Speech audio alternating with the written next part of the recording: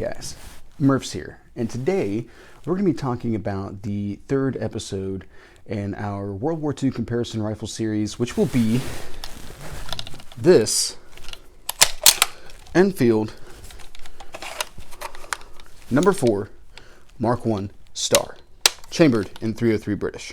Now, before we get into the episode, we are going to need to talk about some caveats, perhaps do a little bit of expectation management. Here's the deal, guys. I'm not a big channel. Okay? I do not have sponsors. I do not have access to the arsenals of museums or private collectors, anything along those lines. Not expansive collections, at least. So, this is not going to be an in-depth comparison of every rifle used in World War II. It's not something that you would find from channels like Forgotten Weapons or CNR Arsenal, who did a literal 2-year study of everything used in World War I that was small arms.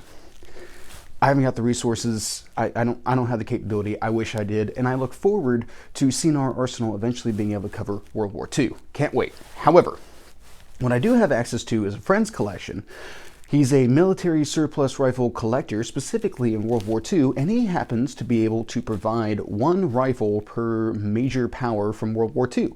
So, with that being the case, that is what we are looking at in this series. Just one rifle, one chance, sample size of one, to compare against all the other sample sizes of one that I have. So, now, with that being the case, guys, another caveat we have to get into is the fact that I'm very long-winded, and I know that. These videos are going to run very long, and with that being the case, I'm going to go ahead, especially if you're in a rush, I'm going to annotate in the description where different parts of the video start so that you guys can go ahead, hop in here, get the information that you need, because time is precious, and I'm not willing to take any more of your time than what you're willing to give me.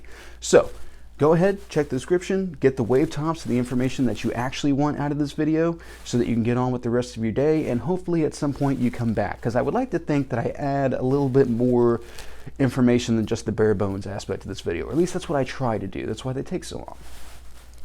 Now, with our caveats out of the way, let's go ahead and get into a little bit of history on this particular rifle.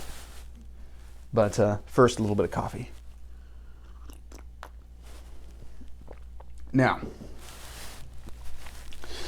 our story begins in the late 1800s with the British Empire adopting its first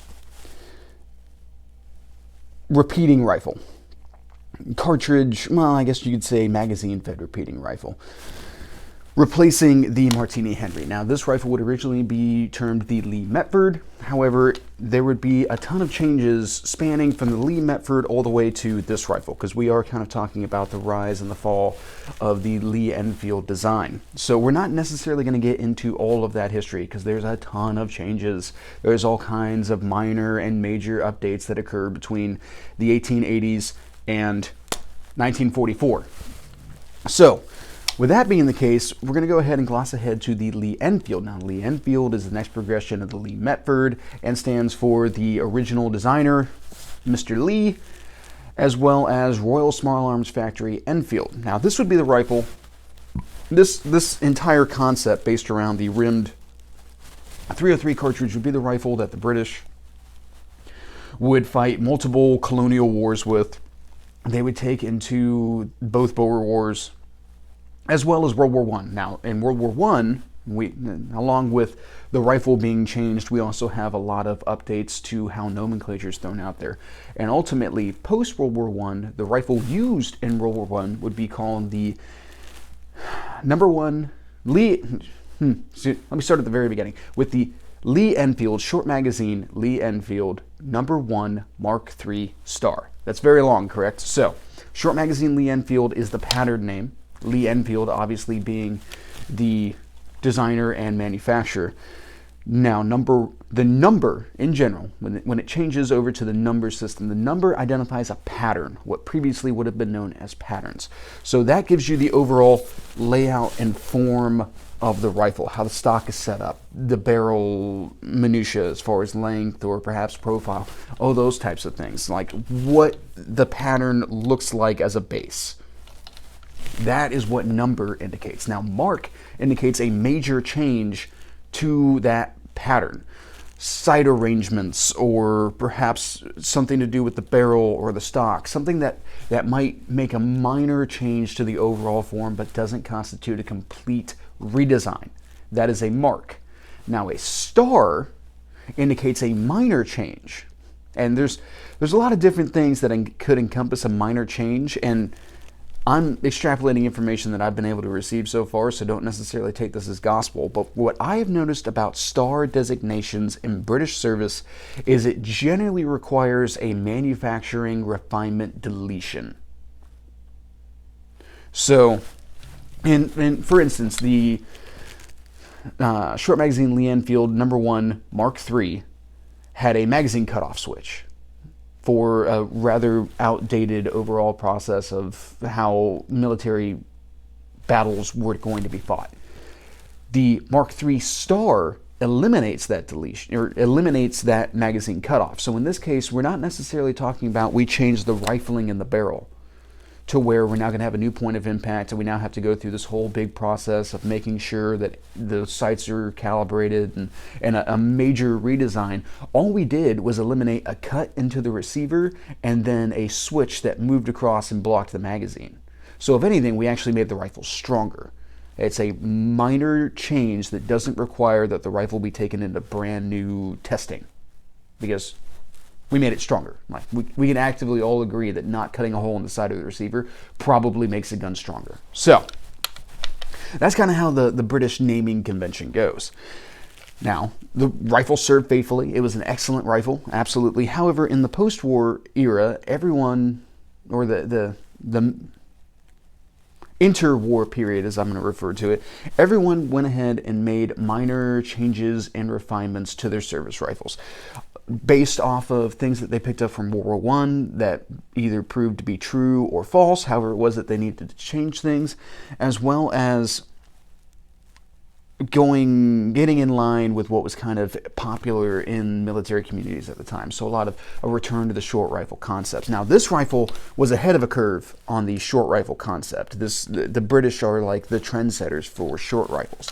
For those of you who don't know, short rifles are an intermediate length rifle between carbines and long rifles. Carbines generally being around 18 to 20 inches, long rifles coming in closer to 28 to like 30, and then short rifles getting into that middle ground from 22 to 24. And the idea behind a short rifle was that the military only had to have one rifle to supply to both their cavalry and their infantry.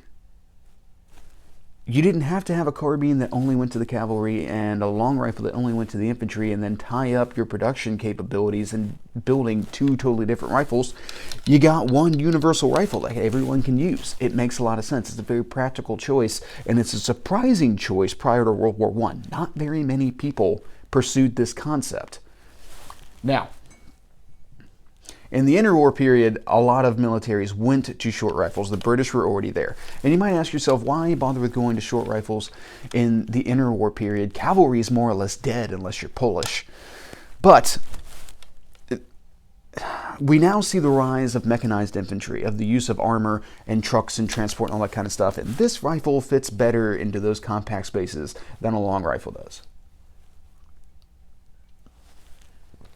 Now,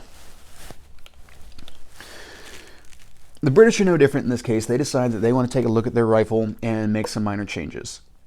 What's different is how they go about it. Now, initially, they would decide that they wanted to revisit the .276 caliber cartridge they were trying to develop prior to World War I. But that wasn't enough. They also decided that they wanted to explore the semi-automatic rifle concept that was kind of new and emerging. Semi-automatic rifles did appear during World War I. There was quite a bit of energy thrown towards creating semi-automatic rifles during World War I. However, it didn't really catch on. They never reached a level of production that could compete with any military's bolt-action rifles. They were not the deciding factor in any battle, but they were definitely a trending new piece of technology. Now, the unfortunate thing about interwar periods is that all that groovy funding and mass spending on military-type developments that you see during war has a tendency to go away after war. And that's definitely what happened in Great Britain. So what they decided to do was to take a No.1 Mark III and attempt to adapt it to a semi-automatic platform. Which is an interesting concept as far as being a little thrifty, because you already have the rifles built. What if you could just, I don't know, take the bolts out and slap on a piece here and maybe fiddle with some stuff with the magazine, and then have a semi-automatic gun that you just slap onto receivers that you already have produced. And then, in order to be able to go to the new cartridge, all you have to do is swap out the barrel and everything's great. However, it would prove to not be that simple.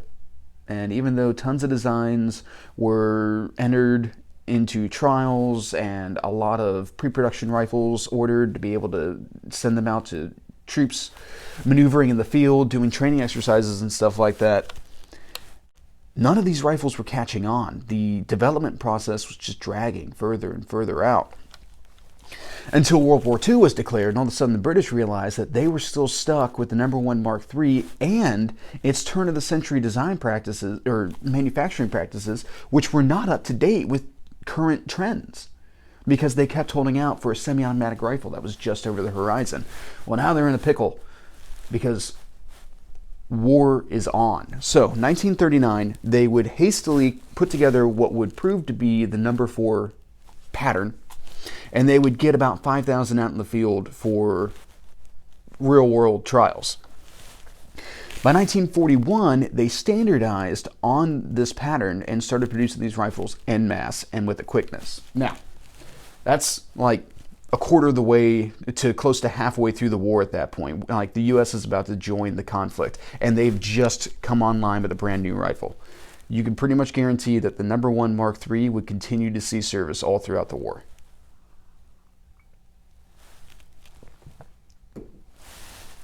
Now, the one thing they did get right with this rifle, and we'll talk about it when we get to the features aspect of it, is that they did manage to refine overall production to make this thing simpler to mass produce and have a lot of design advancements that you don't necessarily see, at least as far as production goes, in the No. 1 Mark III. Now, this rifle would be produced throughout the war. It would be used by British Commonwealth militaries, and then after the war, you would actually see production not really ramp down. And there's been some theories thrown out there about it. Some believe that the British did not necessarily want to bankrupt the arms industry from the standpoint of having workers engaged, especially post a pretty rough war on the populace. They wanted to make sure that revenue was up and that people were actually getting paid and all that kind of stuff. So a lot of these rifles would get produced en masse, and thousands of orders would go all over the world to just sit, because at the same time they were also looking at updating their service rifle at this point, because once again we're in an interwar period. Now, in addition to that, keep in mind World War II saw mass production of rifles, so everyone's already pretty well armed, yet the British are still continuing to produce when they do not have an active threat in front of them. That's one theory. Now, my theory, I think, has a lot more to do with the Cold War, which hasn't necessarily been started in 1945, but the writing's on the wall. You know, we used the concept of the enemy of my enemy is my friend with the Russians during the war, but I think everyone pretty well understood that that was not going to stand after the war was over, that we were going to eventually have to have this very difficult conversation about the difference in ideologies between communism and capitalism. And I think that's why British rifle production stayed upright. Now, this rifle would also serve in Korea, and it would continue to serve with quite a few of the Commonwealth militaries even after it was retired in the 1950s with the adoption of the FN FAL. You would still see these used by second-line troops, your reserve-type forces, as well as police forces in quite a few different countries, Pakistan, India. You know, it still has some service with Canadian Mounties. Australia, New Zealand. This has been an exceedingly popular rifle since its retirement in countries that don't necessarily have a lot of the same firearms rights that the United States has. They can still get a hold of these rifles, and they are very popular in New Zealand and Australia for service-type rifle competitions, where these guys, just like American rifle competitions where you have your different categories and stuff like that, you have guys running these stock as they would have been used in service, as well as sporterized and modified in order to be able to better compete, be more accurate, faster on the bolt, all that kind of stuff. This is still very popular. It's actually very interesting. I would be very interested to participate in one of those competitions sometime. So if you're in Australia and you don't mind me dropping by and you're into this kind of thing, let me know. So this rifle would actually remain in service in places like India all the way up into the 2000s. You would see this rifle used by Mujahideen fighters against the Russians when they invaded Afghanistan. And it's probably still in use in places like Pakistan and shoved away in some corners in Egypt or something like that. This saw a lot of use any place that British soldiers once were, which is kind of cool. Like, honestly, it's very cool. And I mean, these are still popping up in Afghanistan. I had a good friend of mine who destroyed probably over 100 of these rifles in different Taliban caches that he discovered. Now, that pretty much concludes history, guys. I feel like I ripped through that really fast, but let's keep that momentum going, huh? Let's go ahead and get into features. Now, we have a 25-inch barrel, and you'll note right off the bat that this is already very different at just this end of the rifle from what you would commonly expect with the No.1 Mark III, for those who are familiar. We now have a barrel that extends past the wooden stock, which is where we get our 25 inches overall. We have bayonet lugs attached to the barrel now, instead of on a closure cap that was at the end of the rifle, as well as our front sight attached to the barrel, which actually, I never noticed this before. I'll get closer to you guys. There's actually some knurling on the end of this front sight, which is kind of a neat little adaptation that I never would have guessed. I really like that for as far as breaking up glare and stuff like that. Now, our adjustments on this rifle are done off the front sight, very typical for this time period. And we come back to our stock and we see that we have a barrel band, not the original closure cap. Now, what's this closure cap that I keep talking about? Well, the closure cap was a muzzle device for the No.1 Mark III that incorporated your front sight, a bayonet lug, as well as a tensioning screw against the end of the barrel. Something very important to keep in mind with the No.1 Mark III is that it actually had a somewhat weird and complicated system of spring and tension being applied to the barrel throughout. And the idea was that in order to be able to account for consistency in the rifle, you would impart tension to it in order to be able to kink it in such a manner that it would shoot consistently.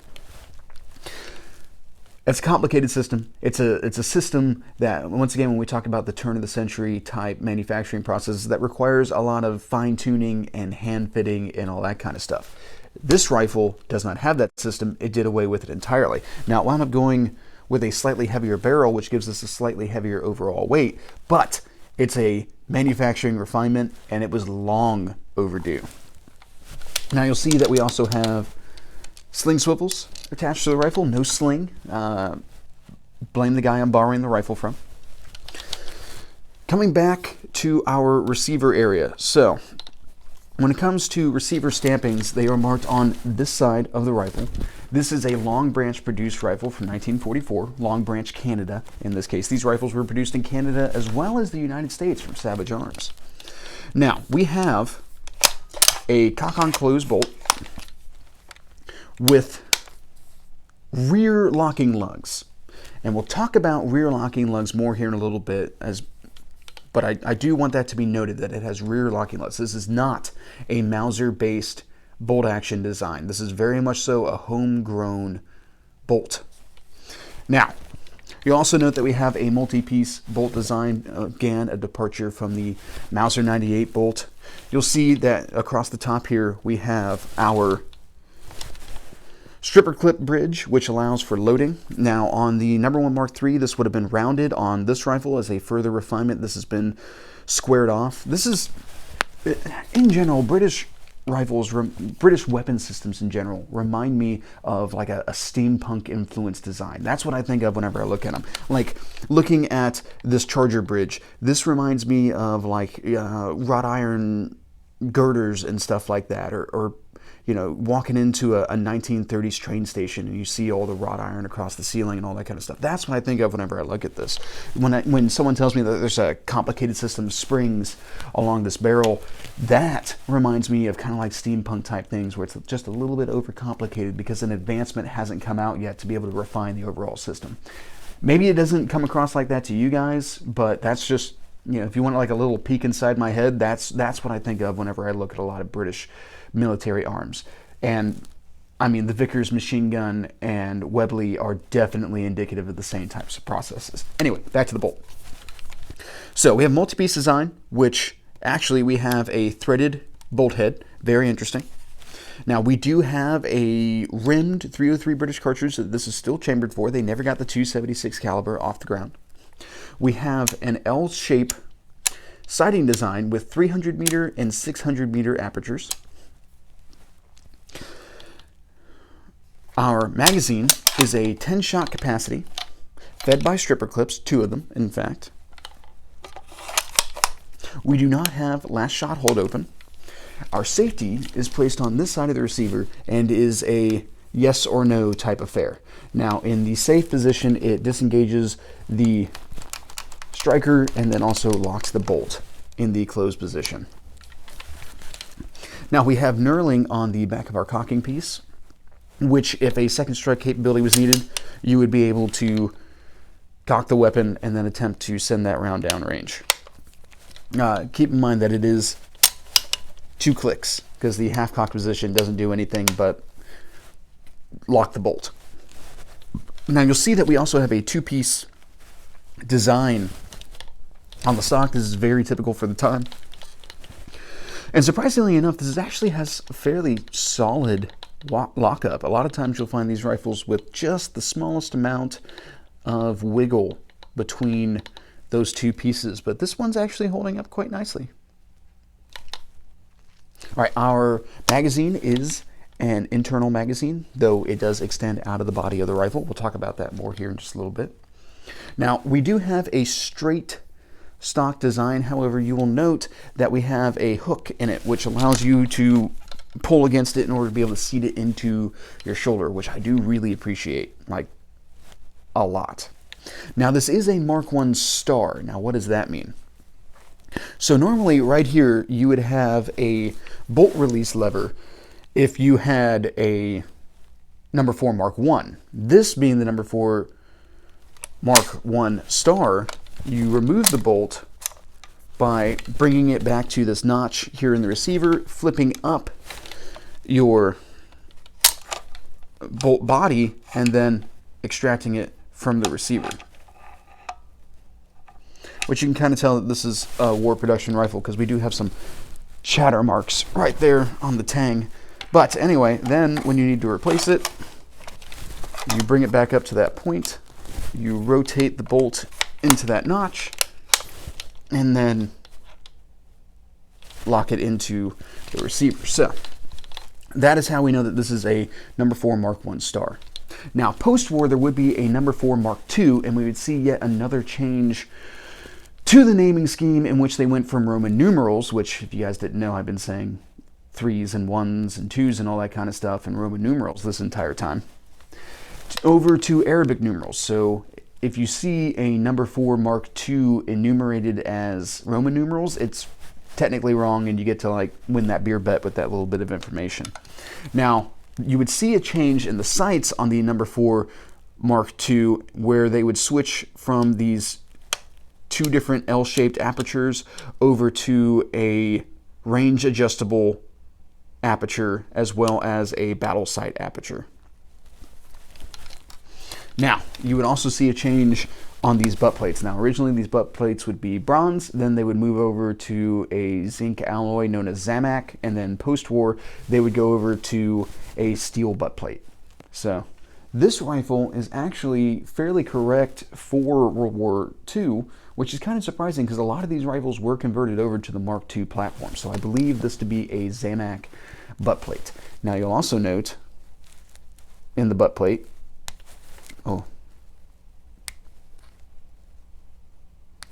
yeah, that's quite tight. But we have a little cutout, a recess for our cleaning kit, which I have checked this previously. There's unfortunately nothing in it. All right, guys, so we've gone over features. Let's go ahead and move into our assessment portion. Now, for the assessment portion, we're going to go over 4 different categories. We're going to talk about ergonomics, features, firepower, and accuracy. Now, let's go ahead and start off with ergonomics. Right off the bat, the rifle is fairly handy, which I like in shorter overall rifles. And I know handy is a very subjective thing, but pretty much everything about this grading section is going to be subjective. Now keep in mind, guys, that each category is worth 5 points with 20 points possible overall. So the rifle is fairly fast handling, which is indicative of a short stock. This stock is about the same length as a Mosin Nagant stock, which is great from being kind of quick to the shoulder, but that's odd to me for the time, because this is not a time when you were doing like ready ups with your rifle. So I'm surprised that they went with such a short stock when we're talking about the average Westerners build. Whereas the Mosin Nagant makes sense when you're talking about the shorter Eurasian male. I'm surprised that they went with this setup. Now, normally I would complain about straight grips on stocks. I prefer semi-pistol grips to be able to pull it back into my shoulder, but this hook kind of helps with that. But there's one issue with the hook that you run into with this length of stock, and that is that it's kind of laid back. I kind of got to get deep into the stock in order to be able to get against that curvature right there and lock it into my shoulder. And that's kind of annoying. Now, I do appreciate the turn down bolt handle as far as an aesthetic type aspect. It's not necessarily going to grind into my back. It's not going to get caught on things like a straight bolt handle would. And it extends off the body enough to be able to easily get a hold of and get into action. So I appreciate that as well.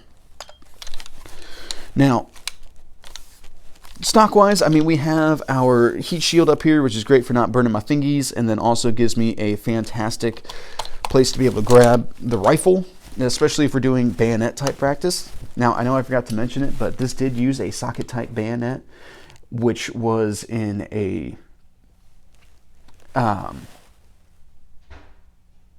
well, it was not a blade type bayonet, but it was referred to by the users as the pig sticker. So it is a spike type bayonet. That's the word I was looking for. Wow, it's early in the morning, guys. Work with me here.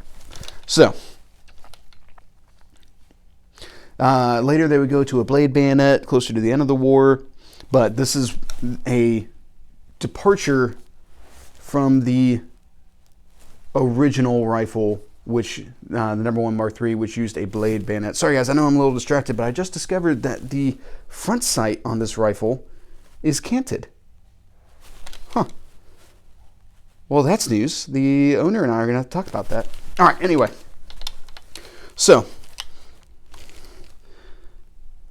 ergonomics-wise, guys, it's not the worst of the rifles that we've reviewed so far.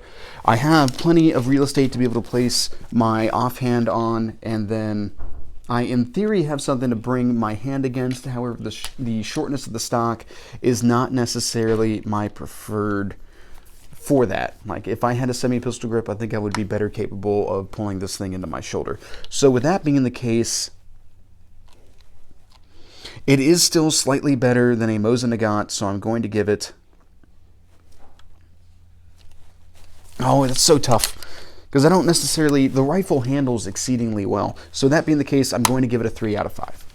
All right, now let's talk about design features. And this is where we're looking for like innovations, things that stand out. So this bolt. Let's go ahead and start talking about this bolt. If you had told me in the development phase... Hi, Brad. If you told me the development phase with smokeless powder and all this kind of stuff, that somebody had rear locking lugs like this on a bolt, I would have assumed that you were talking about a black powder design. This is not, this setup, these rear locking lugs, that is not indicative of what you see most militaries coming up with in regards to smokeless powder. You see a heavy emphasis put on beefy front locking lugs, where this rifle is not necessarily caught up on the beefy aspect here. Whoops. Like that being one of the lugs.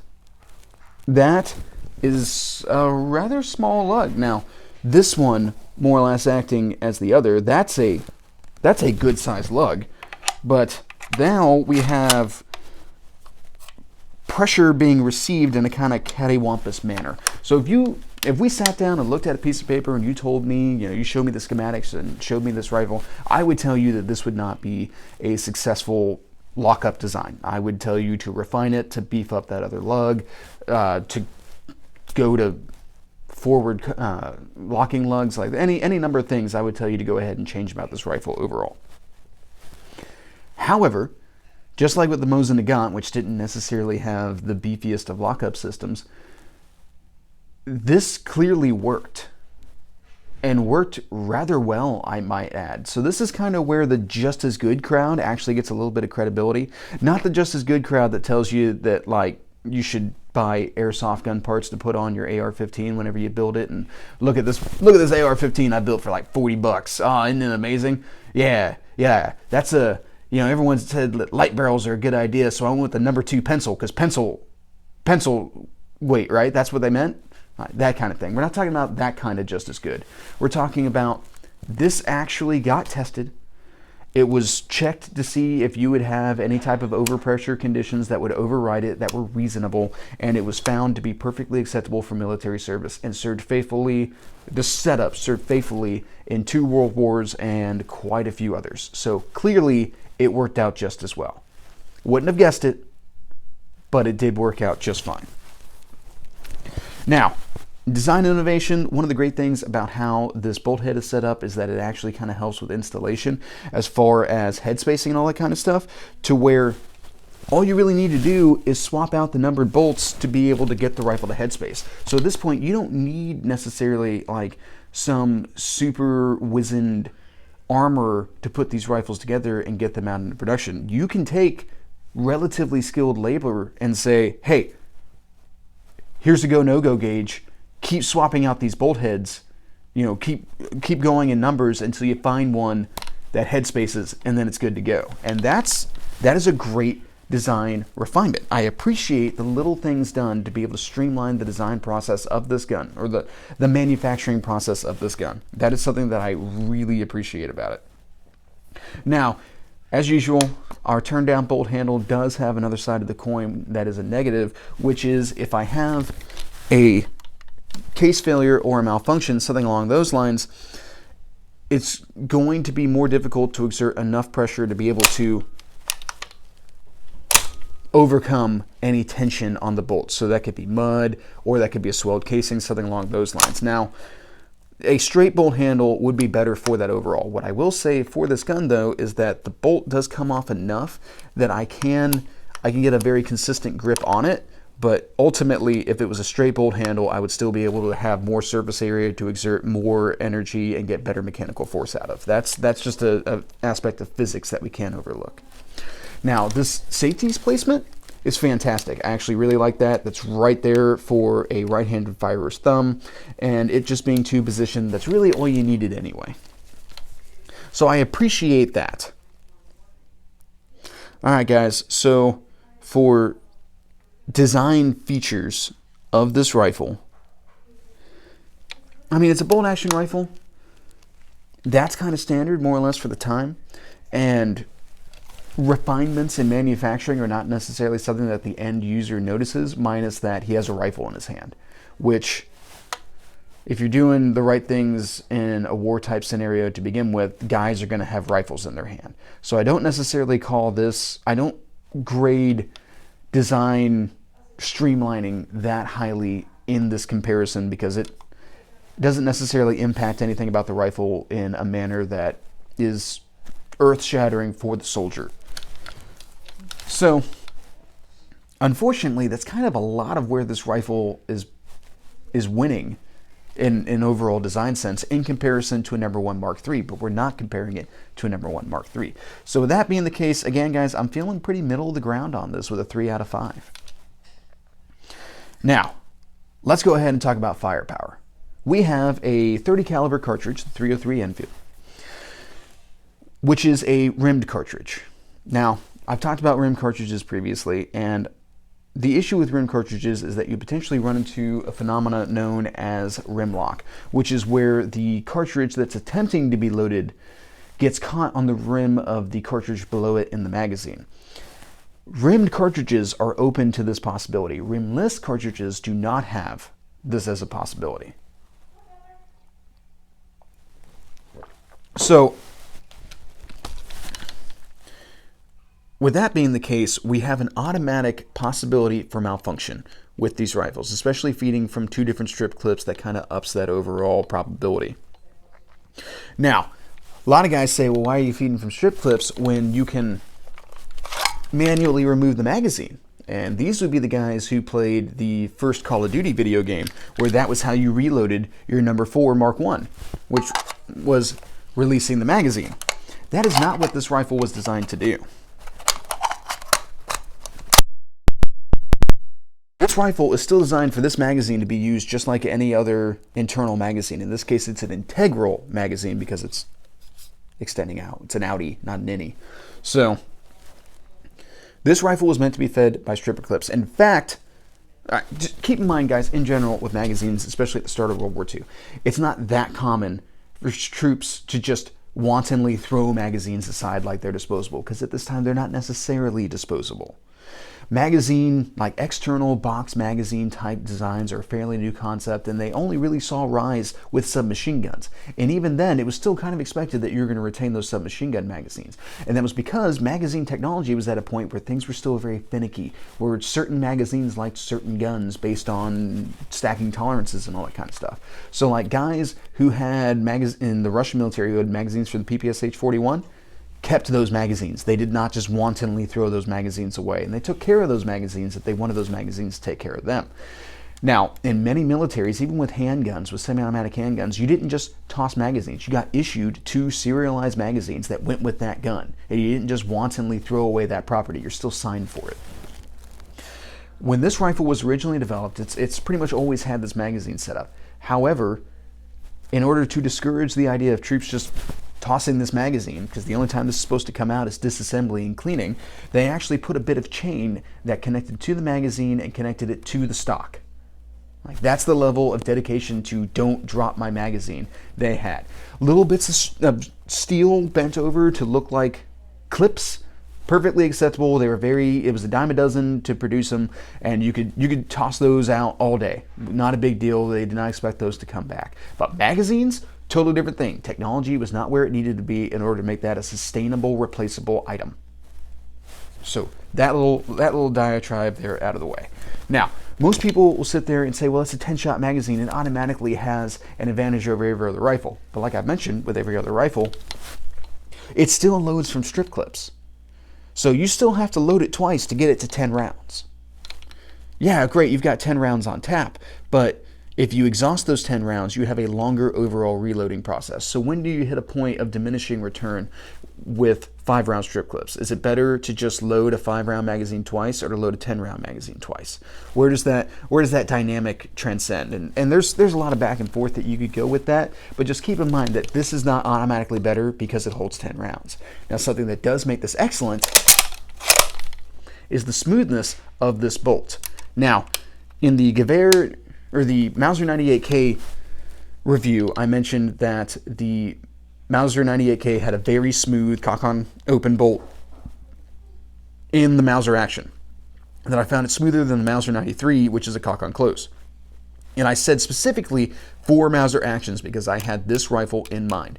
This is an incredibly smooth bolt.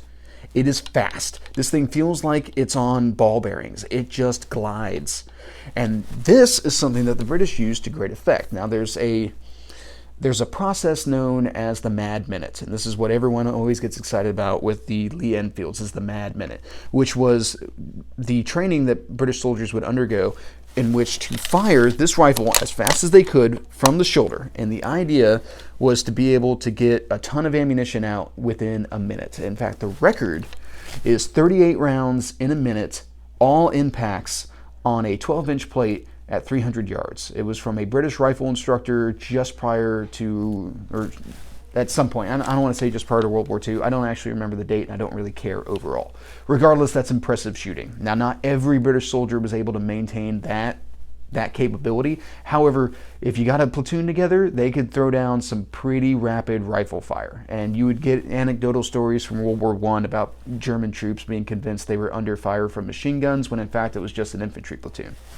Now, ultimately, this is never going to replace an actual machine gun. Like, a Vickers machine gun is going to beat this thing into the dirt. They did testing. They're amazing. They do not stop. And it's very difficult to compete with a machine gun that's water cooled, runs off of 250 round belts, and can literally shoot all day long, non-stop. But it is kind of interesting that they spent so much time making sure that they had a rapid fire capability available to the lower elements. You still had to get a bunch of the lower elements together to really get the most out of the capability, but it's still an interesting overall process that is what they went with. So it's smooth, and with how the bolt drops you off, it puts you right next to the trigger, so you can actually operate this bolt even faster just because of appropriate streamlined layout of the rifle. You can just crank those rounds out. That's pretty cool. This thing is actually ranking rather high on the firepower scale, where I am willingly, even though this is a bolt action rifle and theoretically it's just as fast as everything else, it's not in actual practice. So with that being the case, I award this a 4 out of 5. All right, guys, let's talk about accuracy, and let's start off with talking about the sights. Now, this is actually, we'll go ahead and let the cat out of the bag. This is my favorite sight arrangement so far. The ears of the front sight do not necessarily channel my overall view. I still have a pretty wide understanding of the battlefield. I have my peripheral vision, all that kind of stuff, while still protecting and keeping the sun off of my front sight. I appreciate that. My rear sight is the simplest rear sight we've looked at so far. We have a 300 or 600 aperture, and the 300 is actually quite wide. So now we have aperture type sights. That's also a first on this review or this comparison so far. So actually, the sights are a little bit faster to pick up, and the circle and blade are easier to put together and give me a very fine sight picture. In addition to that, I also have a greater overall sight distance because I don't have adjustable sights set here midway down the rifle, which I'm then focusing on a further away notch to align with the blade in the front. And now we're working all entirely with distance, whereas this is a little bit closer to the eye, which is not always my favorite thing, but with how much room this rear sight gives me to work with, I have a lot that I can see that gives me a lot of peripheral vision in battle. It allows me to witness impacts so that I can make adjustments on the target. Like, this gives me a lot of opportunity, and it's a fairly rapid sight to pick up. I appreciate that a lot. And then also just having to choose between 300 and 600 meters, that's pretty simple, especially if I'm trying to get these rifles out the door. Like, hey man, figure out fine rifle accuracy while you're out there on the battlefield. For the moment, just 3 and 6, that's what it's going to give you. I like that aspect a lot. Now, recoil-wise, all these rifles are very light in recoil. They're very large, heavy guns. They soak up the full power rifle cartridges, all that kind of stuff. The 276 would have been a flatter shooting cartridge. However, the British drug their feet too long on it, and they got stuck with the 303 British. However, even with that being the case, now keep in mind, guys, our accuracy testing is only done at 25 yards because of an issue that we have with the Mauser 98K review. I originally wanted 100 meters. Mauser 98K that I have access to was not cutting it to the point of, like, it was not impacting paper at 100 yards. So with that, I have to use the footage that I shot for the 25 yards, which was just supposed to be filler footage. With that being the case, I shot the rifles rather rapidly, just getting an idea of where impact was to be able to make my time at 100 yards a little bit shorter. However, I still got this group right here, this bottom one right here, which is a 2 3/8 inch group, 5-shot group, shot at 25 yards. I'll roll in the footage.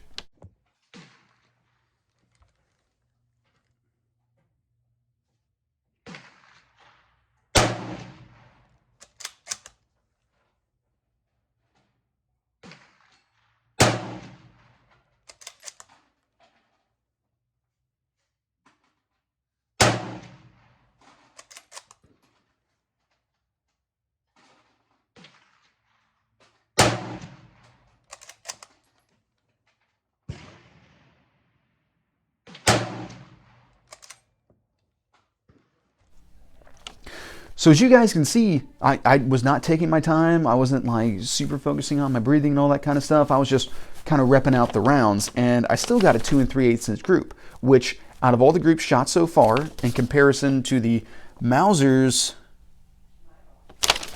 like 6-inch group and the Mosin's 2 7/8 inch group, that's actually leading the pack. Now, something that's important to keep in mind, guys, is that, you know, all of these groups are 5-shot groups, but they have some fairly nice 3-shot clusters. And just as a matter of discussion, keep in mind that the Nagant's group, its 3-shot center group,